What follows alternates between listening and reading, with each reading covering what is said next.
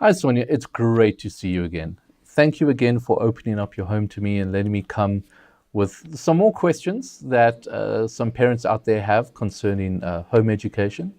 I definitely think that our last chat on the transition to tertiary has been really beneficial. But I've come to you today with a new challenge. Oh.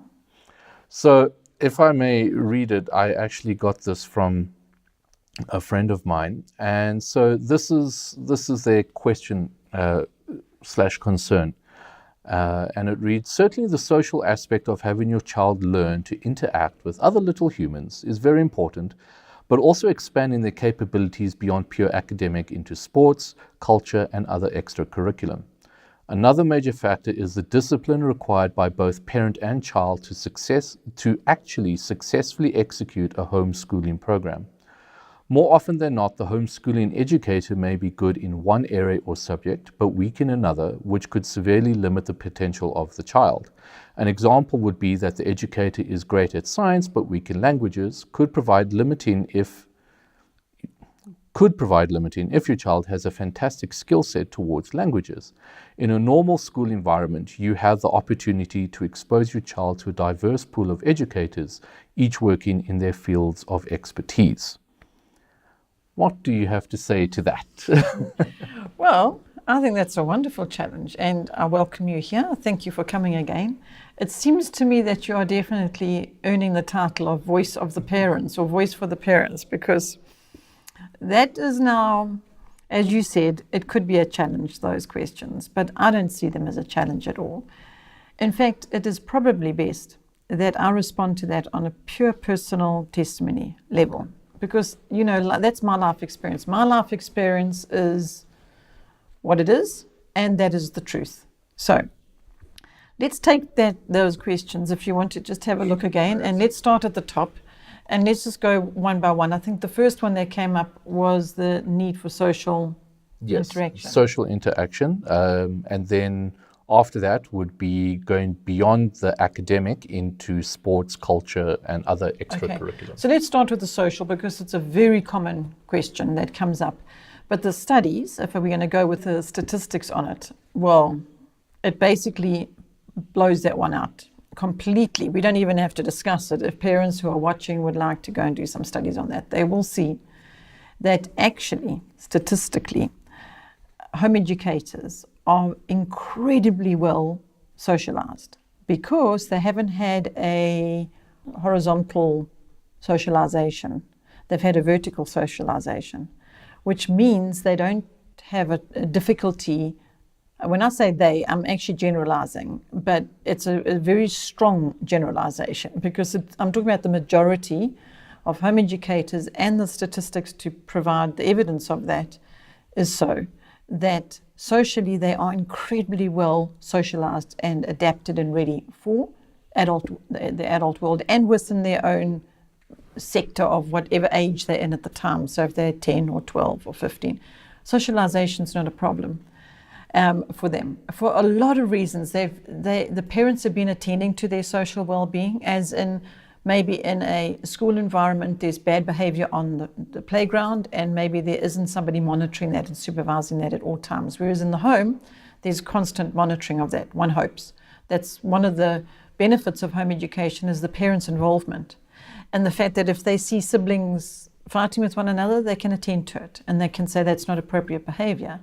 Oh, but he's been unkind to me or whatever, and maybe the older one's been a little bit of a bully. That's what I've heard. And how does the parent cope with that? Well, in the school, there's lots of bullies I've heard of adults that go for therapy as a result of the bullying they had when they were 10, So in the home environment, those matters are attended to very intentionally.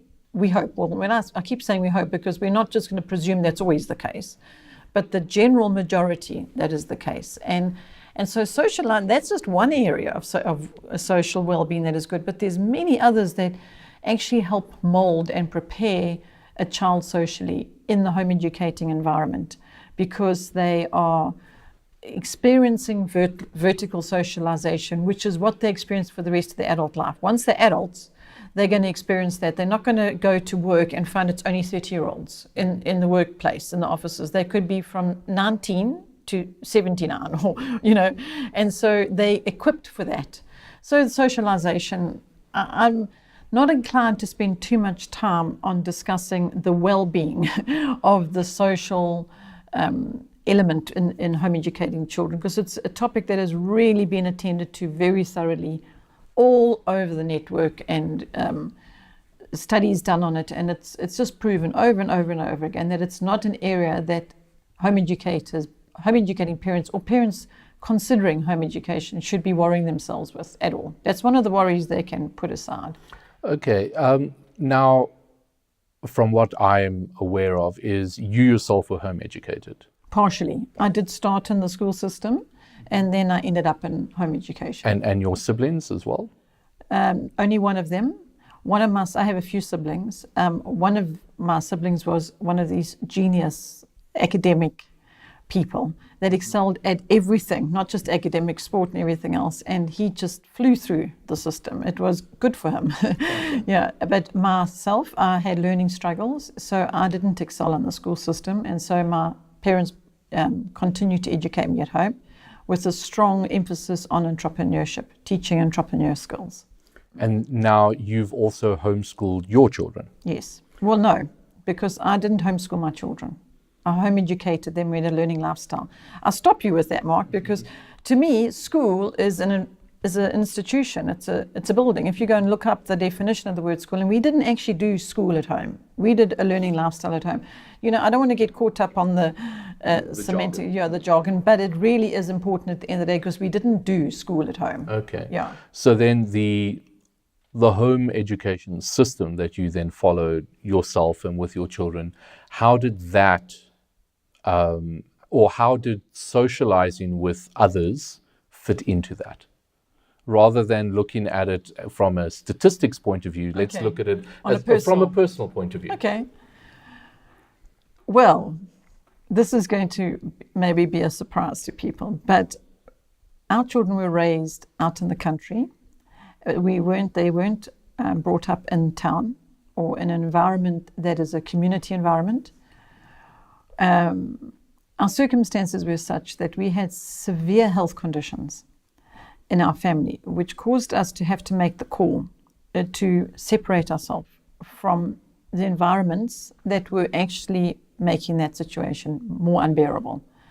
And so we went out into the country, and our children were raised in the country, and we didn't do the social things, and we didn't go to the clubs or intentionally attend to their social well-being.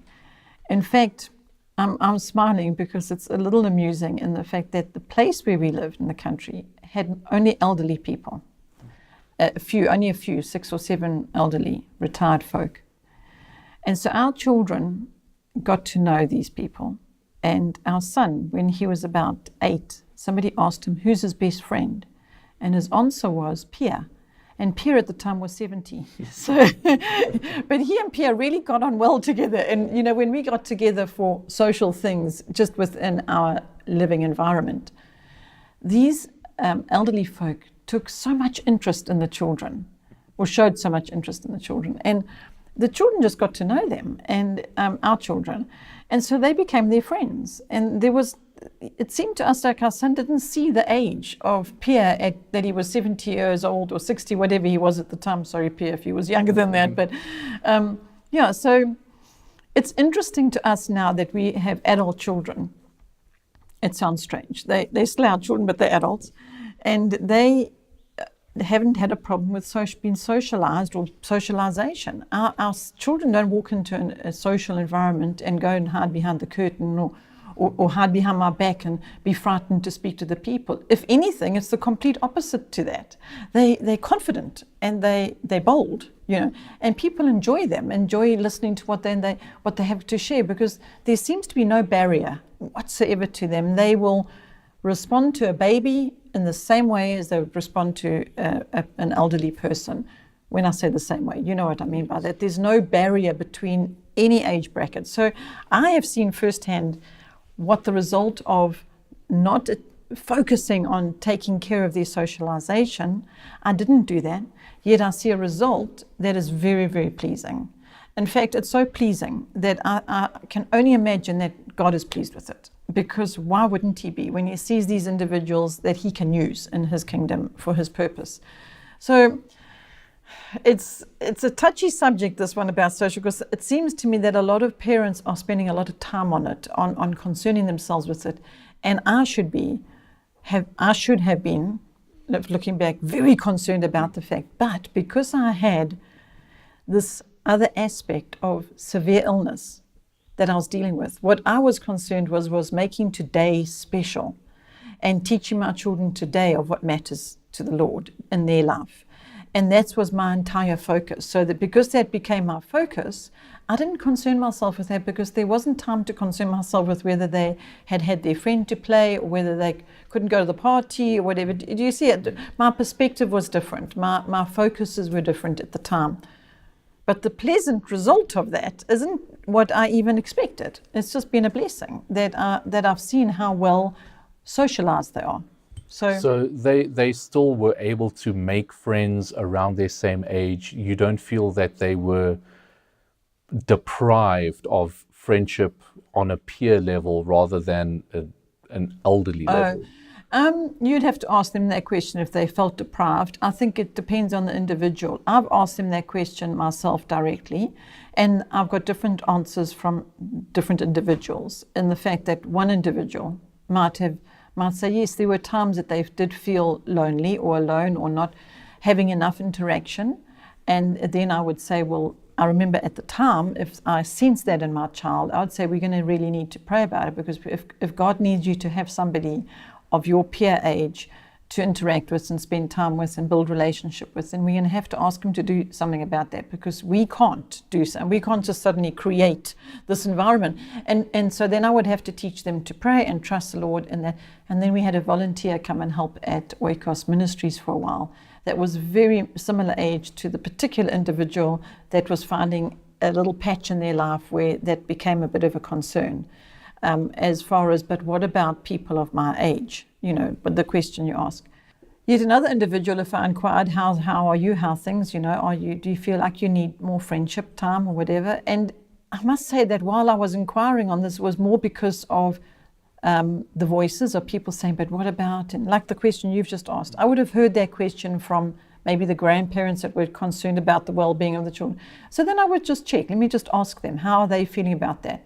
And I got a different reaction from each individual person. So I don't think there's a standard answer that, yes, they did feel the effects of not having children of their same age. However, I must say now that I don't think that they would, again, I think we'd have to ask them, but my experience of them now in their adult life, they don't have that problem. They don't have a problem of, I need more people around me that are my same age, or do you see what I'm saying? Is it, there might have been patches in their childhood that was an effect, that was having an effect on them, maybe, but it hasn't influenced their adult life in a way that they feel deprived. I think you used the word deprived. I would be bold enough to say that I don't believe they felt deprived, but maybe they did.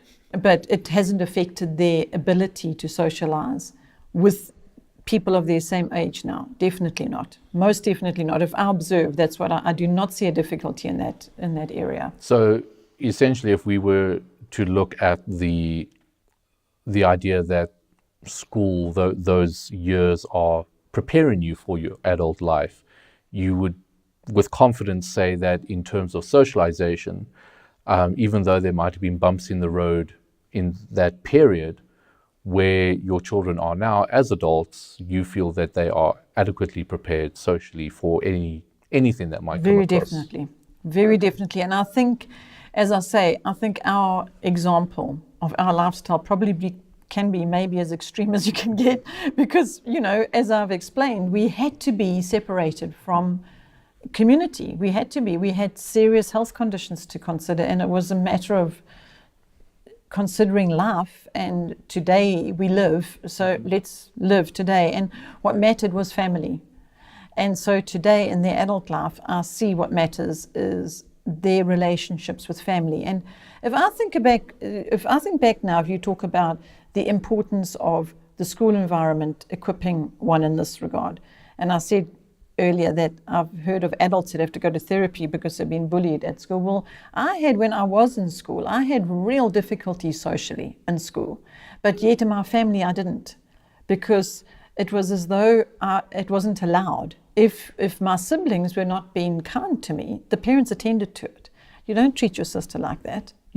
This is why not. And a parent's not going to sit back and watch two siblings pull each other's hair out. Well, maybe they are, but I hope they're not just going to sit by and watch that. Do you see what I'm saying? So to me, my social training or understanding came from our family. That's where it was good. It was a good social training that took place there. I'm talking about myself as a child and then growing. But in school, that wasn't my experience. But then somebody else is going to have a different testimony. Somebody's going to say their school experience was fantastic. They loved the social environment. I mean, I know people like that. As I'm saying, and I'm thinking of the people I know that actually really thrived on that. So maybe they're going to think very strongly that the social environment at school was very important to them, and they needed that for their adult life.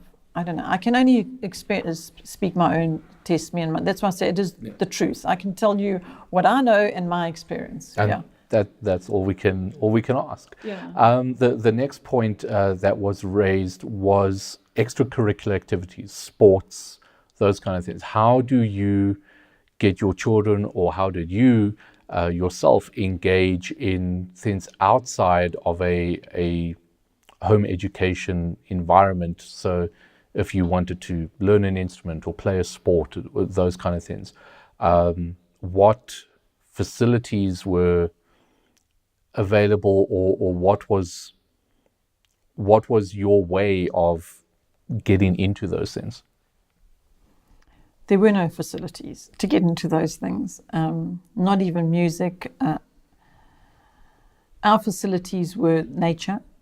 What was available to us was to go for a walk, go if we could, because of health again.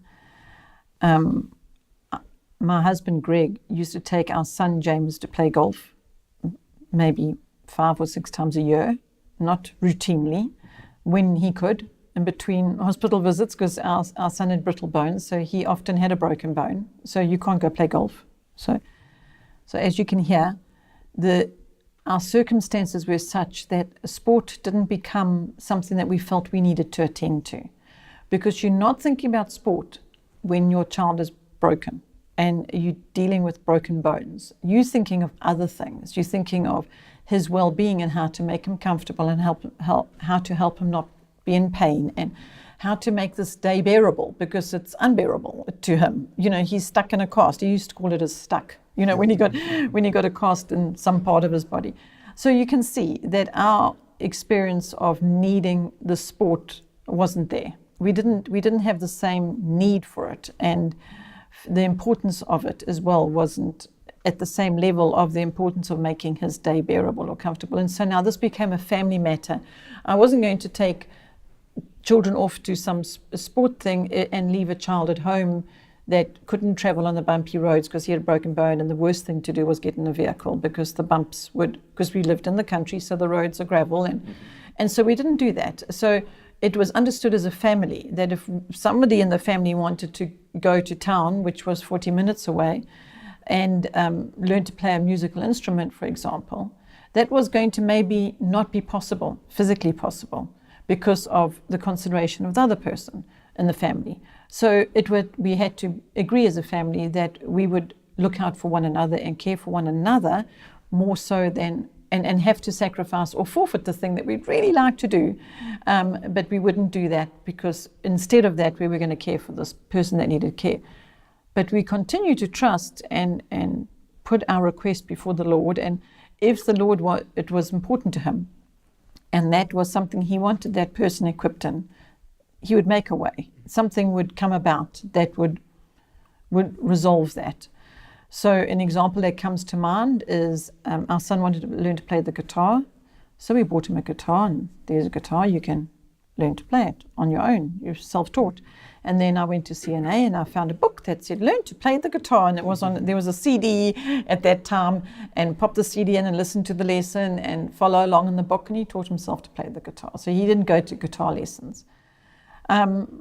So when it comes to the facilities and the extramurals and what about them and did you make time for them? And well, the answer is no, I didn't make time for them. But when we could have time to do things as a family, go row on the lake or go for a walk, we did that. That became our extramurals, if you can call them. I didn't put them into a title and to a category called extramurals. It was just being a family. Now, the flip side of that is, how did that affect them? Did they feel, what is the word you used earlier on, deprived? Did they feel deprived, might be the question, of not being able to be exposed to that? And what about team sport? These are the questions I've heard. Yes. What about team sport? Yes. What about what they're going to learn in being part of a team? Well, I was getting a lot of that at one stage, so I spoke to my mother about it, and I said to her, how would you respond to this, and do you think it's a problem, and do you think I should be attending to it? And she said to me, but your family's the team. So that was that. So, you know. Yes, I was actually, as you were mentioning that, it just came to my mind that, yes, a team, I mean, I played team sports when I was in high school, and it was always about, come on guys, it's not about one person, it's about us as a team.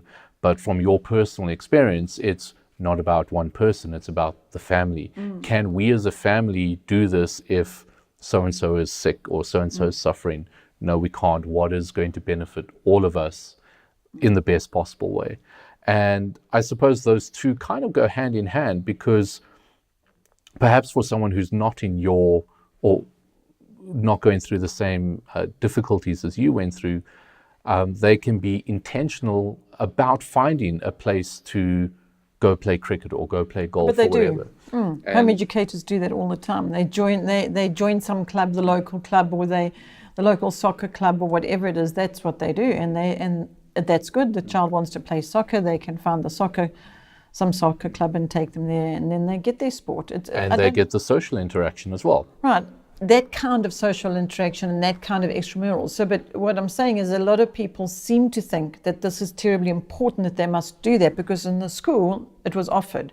You can choose whether you want to go rugby or cricket or soccer or piano or hockey or whatever it might be, and you can make your choice of all these different things that are offered to you. But if you're home educated, you can't do these things anymore. That's what is thought. But that's not so, because you can do anything. It's still a choice. Even at school, you can choose, well, I don't want to do any of that. Exactly. I'm going to join the chess club, and I'm going to play chess. I'm not going to play rugby. That's a choice. And in some schools, it's compulsory that you join certain sport. I know that was the case, and my brothers went to a school where rugby was compulsory. And my mother went to the headmaster and said, well, actually, we go sailing as a family on the weekends, and that's compulsory. It's compulsory that we do a family activity on the weekend, so my sons won't be at the rugby on Saturday. So, of course, she didn't make it easy on her sons, because, can you imagine? So they weren't terribly popular about not being part of the rugby, but that's what it was. It was we going sailing on the weekends. And so that was our family sport. So I carried that into our adult life. And I thought, okay, well, we can't do this and this and this because of our circumstances. But we can be a family, and we can decide on a sport or a hobby or something we're going to do as a family. And so we did puzzling, and we did art. We did things that were passive, if I can call them that, or creative or artistic, rather than physical. And because that's what suited our family. And so at the end, we were once again being a family and being a team. So I don't know, I do know that home educators find that this topic of sport and socialization seems to be something that both things are going to be missing suddenly out of their life if they home educate. Well, I don't think they are. They weren't in ours, even though we lived in the country, and even though we didn't belong to any sports clubs or anything. I don't see the ill effect of that, of them not having that, and us having the life experience we've had. I don't see ill effect in our adult children of not having joined the local sports club. And even adults in their adult life, I do ask people, why is there so much attention and emphasis put on this? Because if you think of the many hours that are spent on a specific thing, like for example, one mom at a mom's retreat that we had said that she had to go to piano lessons and she couldn't wait for the day that she didn't have to go to piano lessons anymore. And so all these hours and all this money and all the time spent on practicing in piano lessons until she could finally not do piano anymore. You see the point I'm making? I think parents need to just watch out for that and make sure they're not putting what they think is important onto their children, or even putting it in front of what is important to God. That is even more dangerous. Yeah. Okay. So we've looked at social, we've looked at sport. The next question that was in there is basically the discipline, or I'll read it. Says the fact is the discipline required by both parent and child to actually successfully execute a homeschooling program.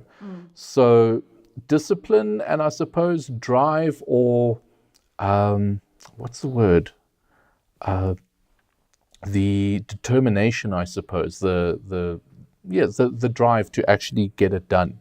Have you found in the moms and the parents that have spoken to you about their situations, and then even your own situation, was it always smooth sailing and, oh, we got this done when we needed it? Or were there times where you really had to grind down and purpose that we need to get this done? I think I'm going to answer that again from a personal life experience, and then also come around to the many parents I have spoken with that have perhaps had a difficulty in that. But I agree with that statement. I don't see, like the social and the sport, I'm saying actually who's written this question, whoever the person who's written this question to you is maybe concerned about social and sport. And I'm going, I don't think you need to be concerned about those things. However, I completely agree with the discipline part of this, because it is a discipline, and I think you need to be disciplined, and I think it does require discipline from parent and child. I completely agree with that, and I think that is very, very good. I think that's a positive, good thing, that parents need to be disciplined in this commitment that they've made to raise their children and teach them at home. And the children need to be disciplined too. It's one of the actual downsides that I've noticed in home education is sometimes there's not enough discipline. If people are worried about sport and socialization, I say, don't worry about that, worry about the discipline, because the discipline is more lacking than the need for sport. The parents might be running themselves ragged, attending to socialization and making sure their children are well socialized because they're home educated, and making sure they're getting their sport in, but they're not attending to the discipline at the level that I believe is important. Because it does take discipline. And in my personal experience, the discipline was very easy. And I'll tell you why. Because of the conviction. I was so convicted by God that this is what we must do, that I sought His help to help me to be disciplined in it. And if I was feeling that I wasn't as disciplined as I needed to be, I'd just call on Him. Go, well, Lord, you need to help me with this, because I know you want me to do this, and I know this must be done well. So please help me. How would you do this? Guide me, direct me. And of course, His word is my manual. You know, He would direct me here, and I would get my strength and discipline and instruction and everything from His word. So to me, it was not a difficulty. The discipline part was not a difficulty, but I do find that parents share with me that it is a huge difficulty for them to be disciplined. And now what I say to them is, a teacher who gets up in the morning and goes to school and teaches a classroom, she's going to be disciplined to get to work on time. So you've got to do the same. You're a teacher of your children. You've got to be an example. You've just got to. You can't just take the easy road and go, well, I've got a headache today, I think I'm going to stay in bed. Would you do that if you were going to teach a classroom of children? You're not going to just find the easy way out. So you must just decide, I'm going to be disciplined. I'm doing this for my family. I'm doing this before God. So once you've made that commitment and you're convicted by it, discipline is straightforward after that, because you're not just going to take the back door. And you know what I'm just thinking about, Mark, is one lady came she was at our home, and she said to me, she just keeps finding the back door too easy. It's like it's an easy out for her, and she just doesn't know what to do about this. So I said, come, We went to our kitchen back door and I locked it and I threw the key into the bushes. And I said to her, no, there's no back door. You can't get out anymore. You've made this commitment, so you follow through. So I think once you make that decision and you ask God to help, well, it's not so difficult after. But if you leave the back door open and you're going to keep running out of it, well, then it's going to be difficult. It's going to be difficult for you to keep coming back to it, you know. So and I suppose because you are in the home situation, if the child sees the parent always taking the easy way out, that's going to instill a thing in them, well, oh, there might be an easier way out of this. Whereas if they see the parent persevering and pushing through, it instills something in them, because parents, I mean, children idolize their parents. I'm yet to come across any child who's not looking up to their parent in some way or form. And so if they see their parents saying, okay, we made the decision, we're going to do this. It's not easy all the time, but we need to get it done, is that instills in them the same drive to be like, you know, it might not be easy, but if mom can do it or if dad can do it, then I can do it, because I want them to be proud of me, or I want to know that I can do it. So I suppose it comes down to the attitude that you as a parent have. Correct. Is going to be mimicked by your child. Actually, Mark, that is 100% true, that the parent must be the example. Correct. It goes even to another step, and that is the parent should have routine. In other words, I don't recall a time, and even with illness and all the things that were going on, I didn't allow our routine to be completely non-existent. So now you've got a little boy that's in a cask and a little girl that's needing a blood infusion. I'm not just going to say, well, shame, poor darlings, you know, you're just going to have to, we won't do anything today. You can just do whatever you like today because, you know, it's difficult for you, whatever. It's not what we did. What we had a routine in place, and that this is how the day started. These are the chores that need to be done. I didn't like to call them chores because my mother wouldn't allow us to call them chores. These were being a family. You know, if one of us said, oh, she'd say, but we being a family. So our working together in the home was being a family to her. That was what it was called. It wasn't called chores. But what I'm just saying is that I think maybe it's a bit easy. Maybe one of the parts of the concern of this question was maybe it's too easy for a parent to find the back door or to take the easy route. And maybe it's too easy for the child to as well, because he's not having to get up and get dressed and have breakfast and be in the school bus, you know, by a certain time. But why not? Why should it not be that this is the time we rise and this is what we must have done by this time, because I'll have the breakfast on the table by this time and we're going to start a Bible study at that time. That's how it was for us. We start the day in the Word after you've done your daily functions that you need to do, as in keep your room in order and do the things that need to be done, that the family all know what the routine is. You do your routine, we meet in the lounge, and we're going to now read from the Word. It's not an option. It's not the one child didn't get out of bed that morning because he didn't sleep well the night before and he's got a tummy ache. Well, then I attend to his tummy ache and he comes into the lounge and I give him a cozy, we used to call them, which is those beanie bags. Yes. And give him one of those and say, well, you lie here on the child, give him a nice comfy blankie and read the Word to him. It's not an option just to stay in bed. And do you see what I'm saying? This is how we attended to this discipline part, as in we kept the routine. We also had a special consideration with one of our children that needed routine. So again, this really helped me. My motivation was the need for routine in that person. That if we didn't have routine, it became very stressful for her. So she needed the routine to just manage. She was having to deal with a lot of difficulty and trauma and suffering. And so routine was one of the things that was a comfort to her. And so why wouldn't I, as a parent, keep a routine in place if I knew that was one thing I could do to bring comfort to this child that's suffering?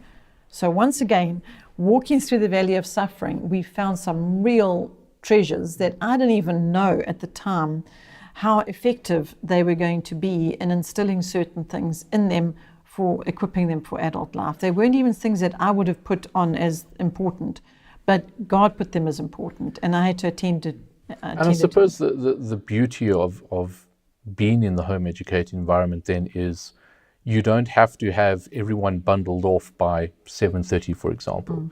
If you find that having everyone ready by 8:30 is better for everyone. You've got that flexibility, Yes, you do. but you need to then stick to it. Like you say, once Put you've a got the routine. routine, you hold to that routine. So, even if they do wake up early, well, now they've got extra time to do what they want to do. But they know 8:30 is the time we sit down, we do those things. And if I decide as the parent that today it's going to be at 9 because something didn't go well, maybe there's a baby in the home and maybe the baby's not well, and what I mean by routine, I don't mean be regiment with it, but I'm just talking about keeps a structure in place. So our routine, there was a structure. It was maybe a better way to explain it, whereby we started the day in the Word, and then we this, and then we next, and we just tried to keep that in place. The time of it was very flexible because it had to be, because you can't keep things in a rigid format if you suddenly have an experience that you weren't expecting, like a broken bone, for example.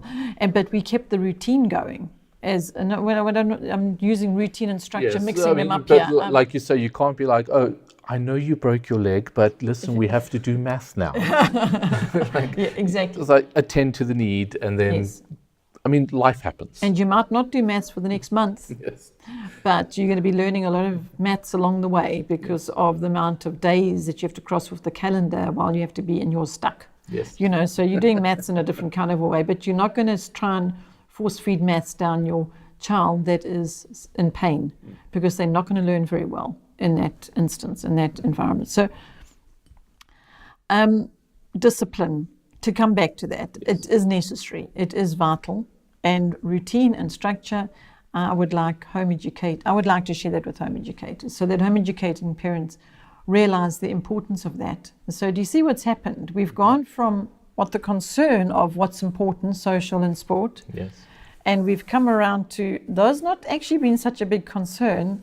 And what's really important is this, what we're talking about now. That's my experience. And I don't believe that our children have felt that they are deprived of these other aspects that people have considered as important, because I think what happened is what became very important to us has been the very thing that has made them strong for their adult life, the thing that is equipping them now in their adult life. And I wonder if they would have been as well equipped had I put my attention on these other elements that society and external voices were constantly putting pressure on to do something about. But I couldn't do something about them.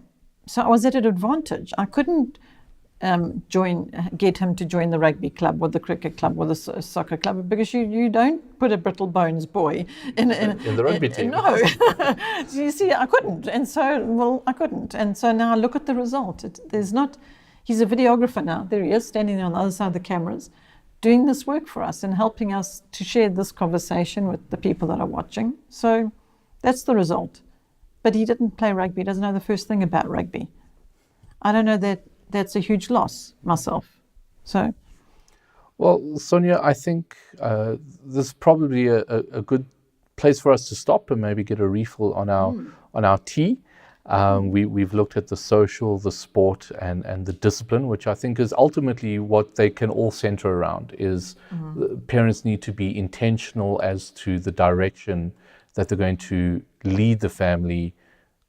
Regardless of the decision they make, once they've made that decision, they need to follow through and be an example for their children.